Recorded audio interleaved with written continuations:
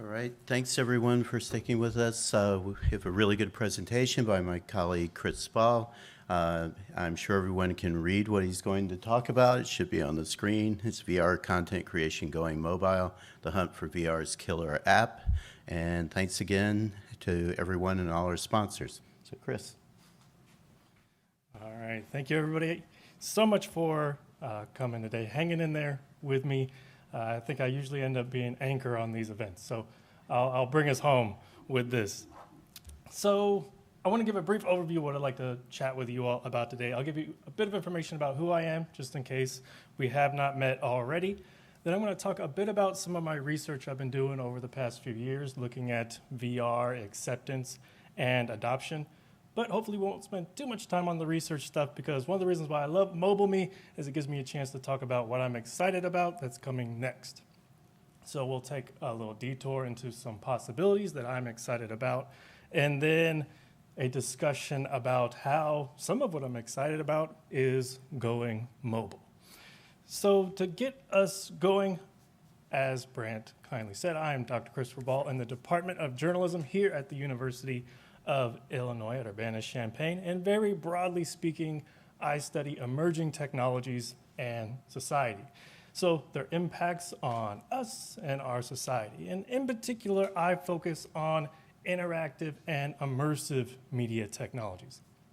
So I study cool new fun stuff like video games, virtual reality, augmented reality, and the like. And I also teach about these topics as well. So my favorite class I've ever taught in my whole life is my augmented and reality class here on campus. And in this class, we get to try out and experiment and play with some of these new innovative technologies. So one of the first things we do in this class is we just have fun with it. One of the best ways to learn about a new technology is just to have fun with it, see what it's capable of, what are the pros, what are the cons, what are the limitations. We also learn with these new technologies like VR by having things like virtual field trips and virtual lectures and the like. And ultimately, all of this culminates towards creating content for these emerging platforms. So creating content for VR or AR. And this is always the most exciting time of the year for me, because I get to see what students do when I give them some new tools. I get to see what ideas come out, what they are able to produce. And so that's always my favorite part of the course, is just introducing a new technology to people and then convincing them that they can create content for that new technology. And one of the questions I get being a VR scholar in a journalism department when I'm going to conferences or I'm on north side of campus talking with engineers is, why do journalists need to know about virtual reality? Why is there somebody that studies VR in a journalism department? And I always have a resounding, there's a lot of reasons, right? So this allows people to experience the news in a new way, allows people to connect with our stories in a new way. This can impact things like our credibility, people's empathy, sharing intentions, and ultimately instilling emotional reactions, and can even instill memories in people. So there's a lot of reasons why journalists might want to have this tool in their toolkit. But I always caution my students that the future of this technology is unclear. I can't predict where this technology is going to go. I've been studying emerging technologies long enough to see cool new tech pop up and disappear. VR has been around for a while, and it's been making slow and steady progress. But one of the things that is brought up a lot is this idea of a VR boom that's supposed to happen. There's good reason for this. VR could change fundamentally the way we interact with information, in much the same way personal computers or mobile phones or the internet has before. We call these kinds of technologies paradigm-shifting technologies that could fundamentally change everything. VR has that potential, but it also hasn't happened yet. There's always this boom on the horizon that people talk about, where suddenly everybody's going to want VR, everybody's going to have VR. And that question started to loom over me, and it started to drive some of my research interests. So to give you a bit of backstory of where this line of research came from, it's probably an experience most of you can relate to, and that is the COVID-19 pandemic. So as somebody that studies media effects and runs experiments and the like, COVID-19 provided a unique challenge for me as a researcher when I couldn't do that stuff anymore. But then thankfully, out from the internet emerged this new area that I became interested in because I started seeing a pattern in news articles. One of the patterns were articles like these, talking about how suddenly virtual reality devices had sold out all over the place. So a technology that had gained a modicum level of success was suddenly sold out. So it seemed like there was suddenly a big success at a time when maybe it was most useful. And that makes sense. We're all trapped at home, and a technology that allows us to go anywhere or do anything, maybe that's a strong use case scenario for it. But then I also started to see headlines like this popping up. Well, maybe this pandemic was the boom scenario that everybody had been talking about for so many years because it's such a strong use case scenario. We're all trapped at home. VR can help us get out a little bit. We can't go to the gym, exercise in VR. Tons of ways that VR could potentially help us weather this particular storm. And then I also saw a bunch of articles that were people stepping outside of the bounds of what people were traditionally using VR for. VR at this time was primarily marketed as a gaming device, but those of us that study this tech see much more potential than that. It could impact anything that involves a computer today. It could change the way we do so many things. And so while I love gaming, I think that's a great use. I use VR for gaming myself. There's so much more we could do. And I started to see articles that were trying out some of those other uses for this technology. And so that kind of led me to wonder, well, is this the case? Is the pandemic going to lead to this boom scenario? Is it changing the way people accept or adopt virtual reality technology? And so as somebody that studies media effects, I looked into the literature and I found tons of literature about virtual reality effects. So what does it do to us? How can we use it most effectively? Articles like this. And that's understandable. VR is potentially the most powerful media technology we've ever invented. I contribute to this body of scholarship too. But then I noticed that there was a very small portion of the literature that was looking into perceptions, acceptance, adoption, and the like. And so this is interesting to me because as many effects as VR can have, they can't have any effects if people aren't using it. So we need to look at how people perceive this technology. Why do they use it? What are they using it for? And so to look into some of these questions, we started conducting a longitudinal online survey over the past few years. And so some very quick results from this survey. In 2020, we found that people that felt most impacted by COVID-19 were more likely to use VR for tasks like working from home, mental health activities, even telemedicine. But what was more interesting to us is that they were 2 times more likely to buy a VR headset and buy a high-end VR headset at that. And that was important because those that purchased a VR headset during the pandemic were more likely to use it for education, working from home, as well as gaming. And those that purchased high-end headsets, a wide variety of tasks, ranging from gaming, watching videos like news content, socializing with people working from home, mental health activities, and exercising. And we began to wonder, well, why is this happening? What's potentially changing here? And so we began to tap into the technology acceptance model that looks at why people choose one technology over another. And virtual reality is an interesting technology because it's competing against one of the most popular technologies ever, our phones.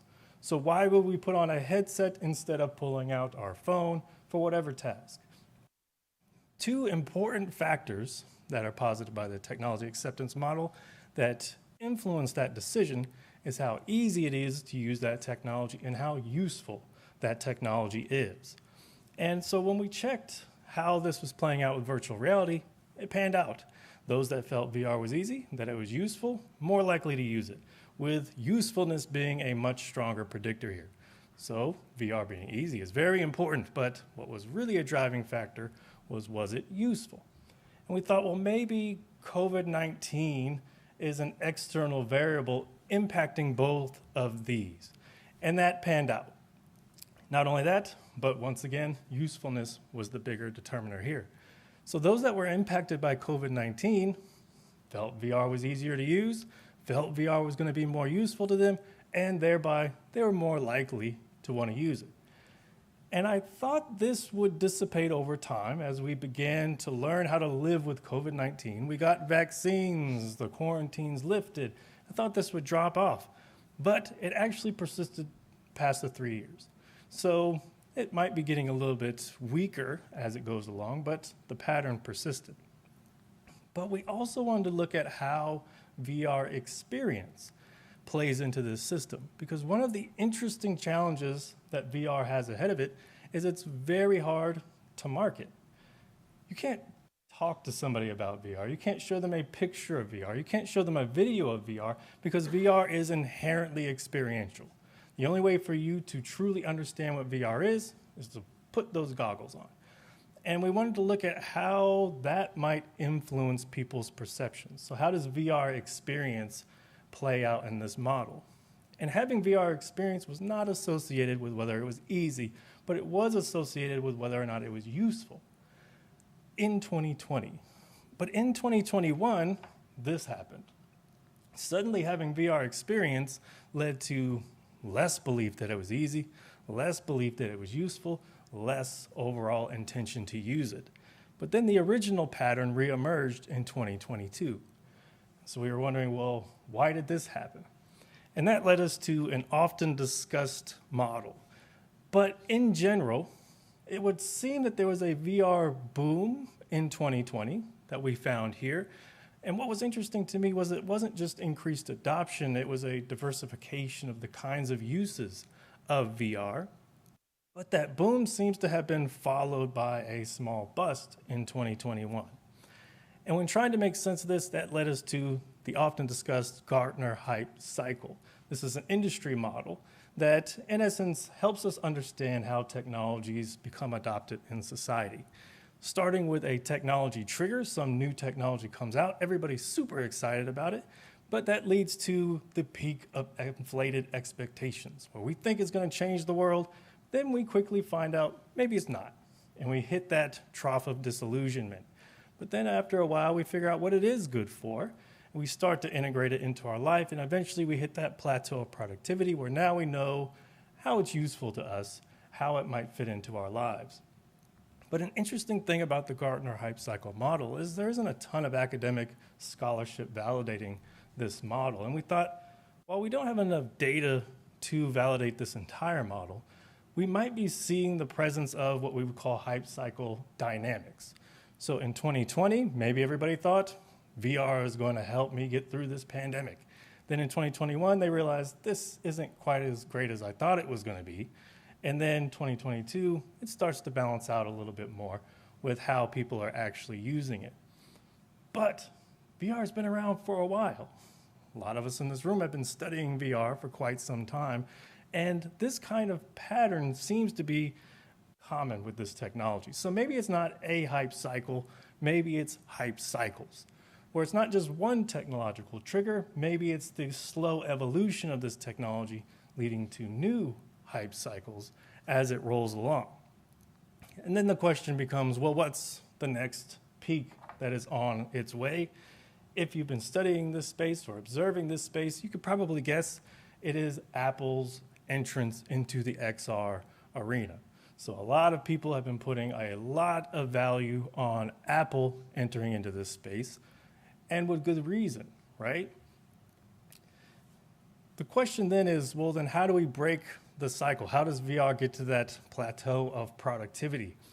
And based on the research that we did, it's not just whether or not VR is easy to use. We've been doing a really great job over the past decade, making VR much cheaper and much easier to use. And that's great. That's important. But sometimes we forget that the more important factor is it useful to people?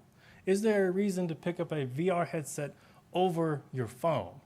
That's quite a competition to try to win.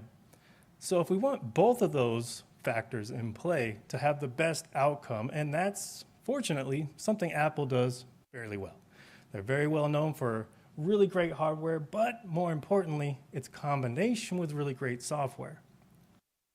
So then what is the use case scenario that really would demonstrate the usefulness of VR?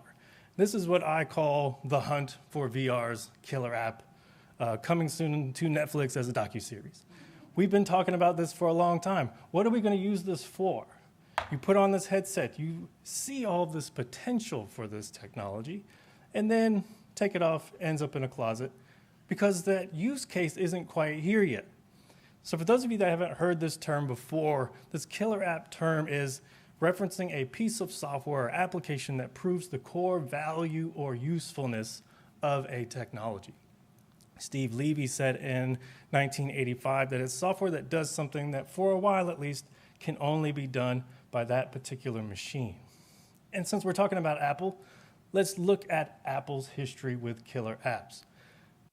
Now, one of the things I love to talk with my students about is there was a time when a personal computer was a tough sell, when that was also a technology that people were wondering, why the heck would I need this? PCs were really expensive and not that useful. And now, everybody in this room has a laptop. Every one of my students has a laptop. We lived our whole lives on computers for a few years. But there was a time when that was a tough sell. And one of the reasons why PCs got to the point that they were, one of the reasons why Apple went on to be the juggernaut that it is today, is for what some call the original killer app, called VisiCalc. This is VisiCalc, essentially an old school Excel spreadsheet. Now, VisiCalc had people writing quotes like this from Ted Nelson. VisiCalc represented a new idea of a way to use a computer and a new way to think about the world. Now, I ask my students, could you imagine saying something that profound about Excel spreadsheets? Probably not. But this application emerged during this period of time, and it moved units. Bump of up to 25% in sales. People were saying things like the Apple II computer is a very expensive accessory for VisiCalc, because adjusted for inflation, Apple II was like $8,000. VisiCalc was like $100. But this demonstrated a new useful scenario for a computer. If we think about why does an Excel spreadsheet look the way that it does? Well, it's using metaphor design. It looks like a piece of paper that we would be doing our accounting on and things like that. And when we were doing that on a piece of paper, we would have to put in all the numbers, put in all the formulas, then we'd mess something up, erase everything that we just did, do it all over again, and that sounded like a nightmare. But VisiCalc would do that for you. So then you could just focus on what are the answers I need to get. You could put in something here, go back and change it later, and that change would ripple out throughout the document. And this was described like magic. This had a lot of usefulness and allowed people to start using PCs to work from home. That became a more acceptable idea during this period of time. Now, what's Apple going to do to prove that the Apple Vision Pro that is coming up is useful? You can tell if you watch the Apple Vision Pro keynote that they are very aware that the technology will not succeed if it is just easy to use, that it needs to be useful too, because they've built an industry off of that usability. So spatial computing is what they are calling it.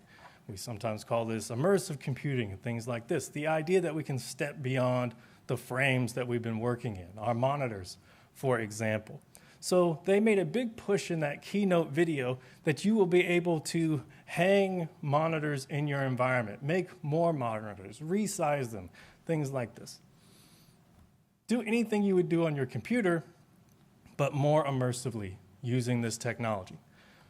That's great. Is that useful? Is that unique? Maybe. But we already have monitors. We already have TVs. And even though I have a big old TV in my house, I still probably look at this little tiny screen the most. So it's hard to predict what killer apps are going to be. It's hard to predict what the actual useful applications are going to be. Well, is this it? I don't know yet. We're going to find out soon. But during that keynote, I was really excited because journalism got a shout out in this keynote. pulled up this really great piece in the LA Times about an art exhibit that featured Black women and non-binary artists. It's a great piece. And I was like, oh, Apple recognizes that journalism adds to that usability factor, that it's something that's useful to people. But when I saw this, after that excitement wore off, I had to ask the same question, is this useful or unique? Because I can read this article on my phone just as easily and much quicker. I'm not having to fumble with a headset and a battery pack and whether or not everything's set up right. I can just whoop, boom, I'm reading it just fine. And this led me to start thinking about how journalists can do this better, where instead of looking at a picture on an article, what if you just click that picture and you go to that art exhibit? What instead of saying just a picture of a sculpture, you click on that picture and that sculpture emerges and you could hold it in your hand, you could rotate it around. What if it was something more like this? So I produced this in 2 minutes, and that includes unpacking the headset that I had bought to do it, where I went to the theater that piece was written about in a matter of seconds. Looked around. I got to see that there was a cool synthwave bar right down the street. And I was able to be there, but I couldn't go inside because the skills and the tools were not there to allow me to go into that art exhibit, to see things for myself, to explore on my own, to hold an object in my hands. So there's so much potential here, even with the Apple Vision Pro, where it's not about replacing what we have done, but is a website but bigger going to be the use case scenario? Or can we add value to that scenario? It's been said multiple times today that content is king, that the storytelling is what's most important, and I wholeheartedly agree. And we can use these kinds of tools to add new layers of immersion, new layers of engagement and interactivity into these stories. I don't know what we're going to call it, immersive hyperlinks or something along those lines, where instead of having just a picture, what if you could enter inside that picture? And that's going to be possible with this tech.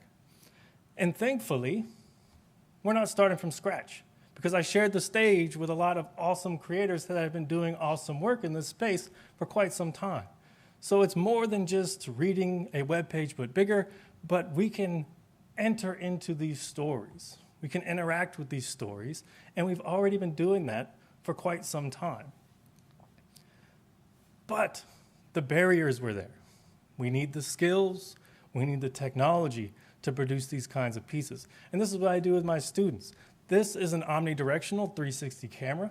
This is my favorite way to produce content for virtual reality because it's relatively cost effective, relatively easy, relatively quick. And so this is what my students learn how to produce content with. Love these things. They keep getting better and better. I'm excited to see where they go next, but that's still a barrier. As easy as they are, as cheap as they've gotten, it's still a barrier for newsrooms. And the skills that it takes to learn how to not just take 360 video, but take good 360 video, to edit it, all these kinds of things. Extra work, extra time. And when I was watching that keynote, I thought Apple had a lot of cool ideas, a lot of interesting hardware. And I was excited to see what happens next with it. But what made me lean forward in my chair didn't happen during that keynote. It happened a few weeks later at the iPhone 15 launch event, where they announced that iPhone 15 Pros were going to have the capability to shoot spatial video for the first time. And now this is what got me really excited, because now millions of people are going to have the ability to create immersive content for the first time, including journalists, of course. And as was said by Chase Jarvis when talking about iPhone photography, the best camera that you have is the one that's with you, and all of us have our cameras with us. This one all the time. We document our life, we document our food, we document important events, all these kinds of things.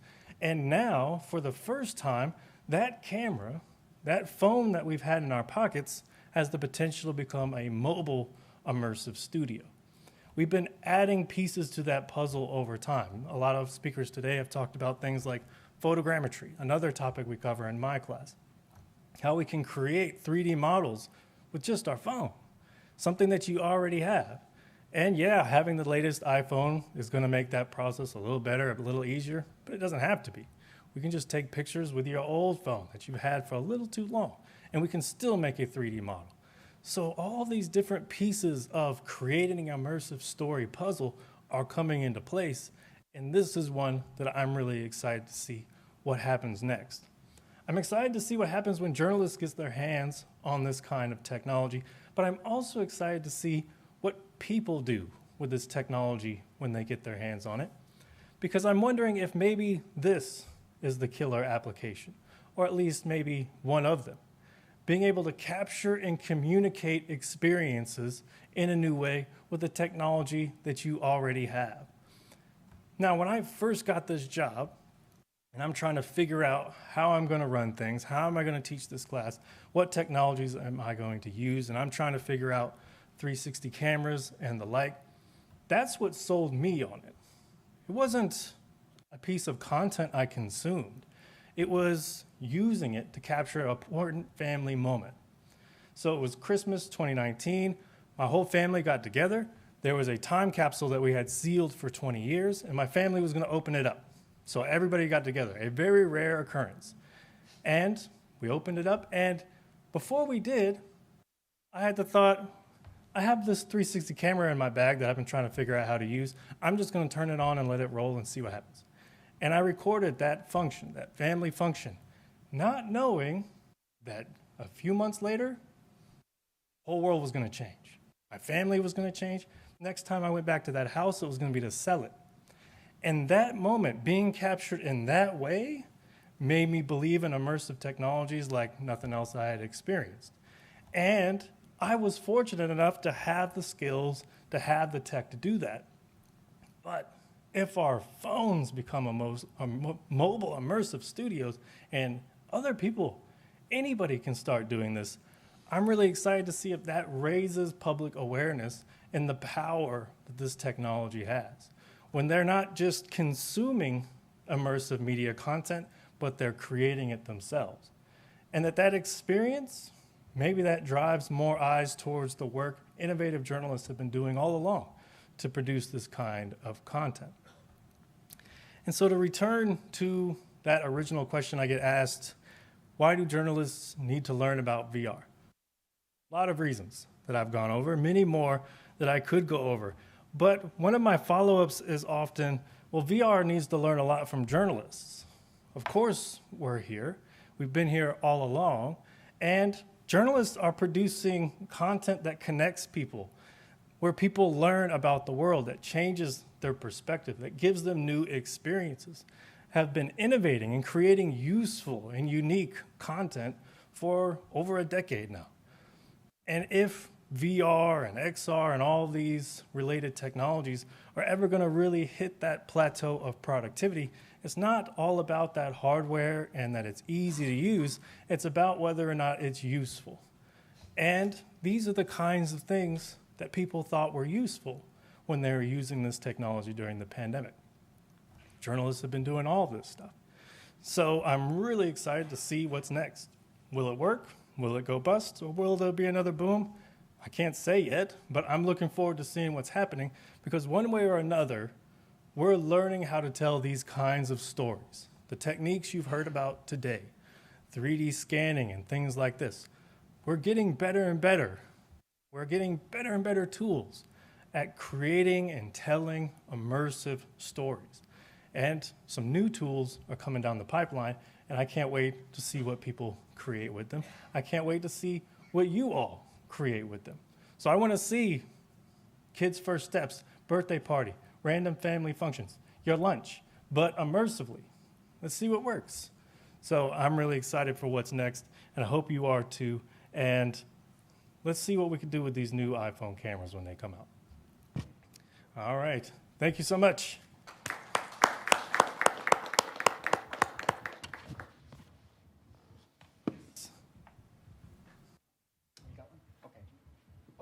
No. I didn't realize you had a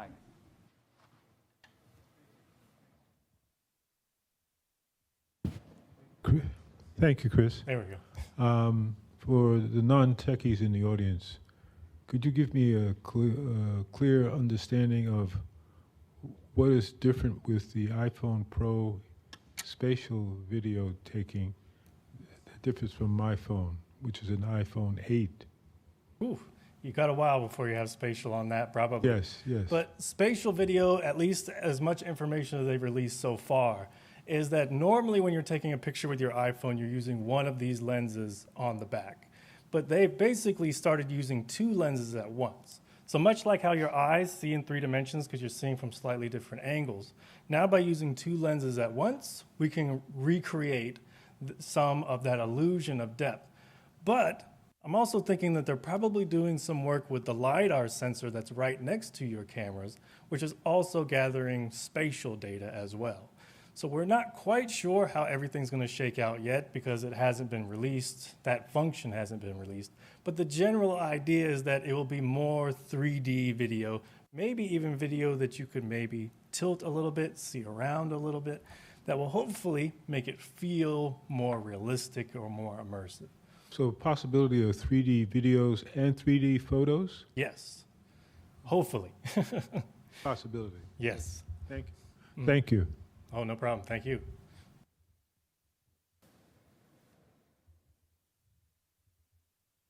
Any other comments, questions, concerns?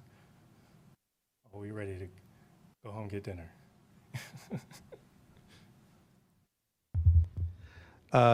Thanks, Chris. So before that announcement that was very buried, by the ways of the iPhone 15 will then do spatial video, with the Vision Pro, they demoed how the Vision Pro itself will let you capture video. And they had, basically, for those of you who didn't see it, there was a dad who was looking at his little kids playing with their toys, and you could see his eyes coming through the screen, and they were acting all normal, and he's like, this is so amazing. And a lot of us looked at that and said, that looks really creepy. What are your thoughts on that? I 100% agree. So I can go back maybe a little bit to give you all an idea of what we're talking about here if you haven't seen it. So this is the Apple Vision Pro. It's a really sleek, cool, futuristic design like we would expect from Apple. But what's not shown on this picture is one of the technologies that made this so expensive. For those of you that don't know, this is $3,500. So when we ask people to buy into this new technology off of its potential, I don't think there's enough potential in the world to make somebody drop $3,500. They want a use case now. But one of the reasons why that is so expensive is they're doing something new. Normally when you put on a VR headset, you're cut off from those around you because they can't see your eyes anymore. You can't see them. We've gotten better with inside-outside tracking where now I can touch the side of my headset and I can see you, but you still can't see my eyes. And that's pretty important for social connection. So Apple said, well, we're going to put a fancy screen on the front of this, and it's going to basically project your eyes outside of this visor so that people can tell when you're looking at content or you're looking at them. And it's super creepy. It's very creepy. And then you can also use this headset to film spatial video. That was the first time Apple had mentioned spatial video. But as Dan said, it's somebody with these creepy eyes that's filming you with a headset on. And I can think of nothing that would ruin any moment more than trying to film a birthday party or take a picture of my lunch with this device on my head. And so I was excited to see that they were looking into producing spatial video content. My immediate reaction was, this isn't it. Like this, there's no way I'm going to do that. And I teach my students that you're about to look weird for all semester long because using a 360 camera is something people aren't used to yet. So you look weird when you're outside using this weird looking camera, but nothing would compare to that. And that's why I was so excited when they announced that it was also going to be on the iPhone, because this is something very socially acceptable.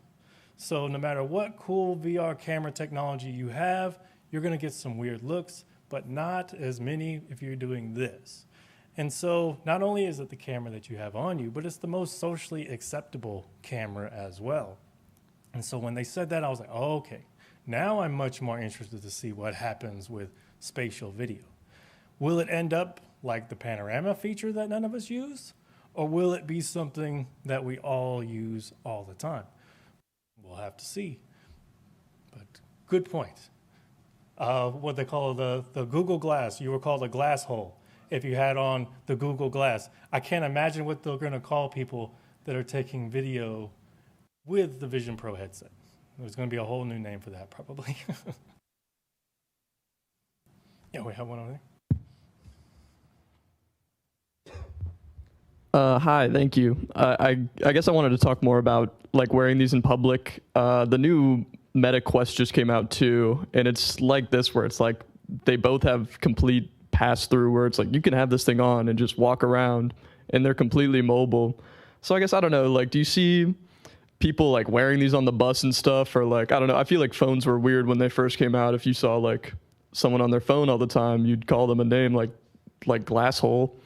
I guess, I don't know, like, are we going to get to a point where this develops where it's like, I guess you do just wear these around and it's like, this might even just become your phone at a certain point, right? That's what everybody is competing about. One of the reasons why there was so much excitement and industry money dumped into this technology is everybody's looking for what's next after phones. So there's a lot of money if you are first at the table and you create the next paradigm shifting technology because everybody else is going to build off of that from there. And that's why everybody was so interested in it. Will we get to the point where VR headsets are common all throughout our days? I doubt it. I always view VR as more of the desktop computer as opposed to a mobile phone. So you go home when you have serious work to do. There's something substantial. You have a paper that's due. I've got to work on this project. You sit home at your laptop, your desktop, at a desk, and you work. And on the other hand, mobile phone, take it with you, do a whole bunch of other types of things.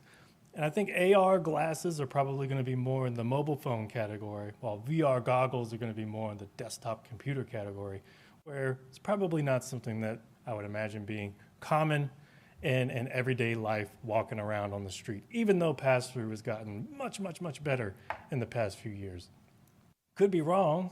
We've all seen Black Mirror. Maybe we're all walking around with headsets on, but if we're going to start walking around with this stuff, it's probably going to have to be quite a bit smaller, quite a bit easier to do things like interact with somebody socially outside of weird digital eyes. We still have a long way to go before that's a possibility. So that might be one of the ways where the two technologies that are often spoken of together, augmented and virtual reality, they're going to probably diverge a little bit there. But this is one of the situations where I see them crossing paths, because if you can pull those monitors up and hang them in space and do all the kinds of things Apple says this can do, you could also essentially do most VR tasks. It's just a matter of the software to do it. But good question. All right, thank you. Got one back there. Okay, so, or why do you think that the Vision Pro is sort of leaning more towards like VR and rather than like AR glasses? This is a weird hybrid situation where it feels like Apple's kind of hedging their bets here, because there's elements of both at play in this device. They seem to be marketing it much more as an augmented reality type device because it's mixing the real environment in the case of, let's see, where's my pictures? So here, for example. So in this situation, spatial computing. This is the real office, the real lab, the whatever, and you're hanging digital content in it. You're pulling digital content out of the digital world, placing it in your world, which is augmented reality. But this is a fully enclosed headset, which is essentially feeding you footage of your real world environment. So unlike Google Glass or other augmented reality headsets that are basically transposing some digital information over lenses, but I'm seeing you all for real. In this situation, I'd be seeing what's essentially a camera feed of you that looks real. And that means you can do a lot more. That means you could essentially, when you want to, switch from augmented reality to virtual reality, depending on what you wanted to use it for.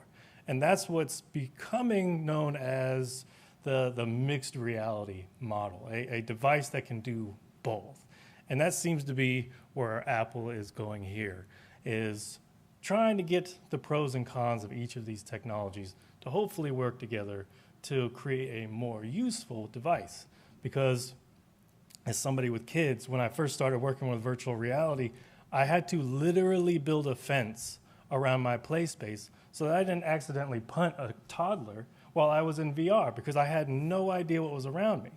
And with these technologies, we've gotten a whole lot better at making sure that even when you're immersed, you know what's going on around you, warning indicators if you're going to bump into something or a toddler's run into the room. And we're using that same technology now to allow what's essentially a VR device to function like an augmented reality device by showing you a mixture of where you really are as well as some digital content. But I would hazard a guess that you could completely replace what you see with digital content, and then it switches to VR when you need it. So if you don't want distractions all over the place, you got some stuff that's distracting you over in the corner, well, maybe you can dim that reality, as they put it, on an airplane, for example, and close out some of that real world stuff that's distracting you. Maybe. We'll see what happens when people actually use it, because that's when the rubber hits the road. We've all seen plenty of keynotes that looked pretty cool, and it's not until we get our hands on it and we get to try it out that we'll really see how it works. Comments, questions? Right in the back.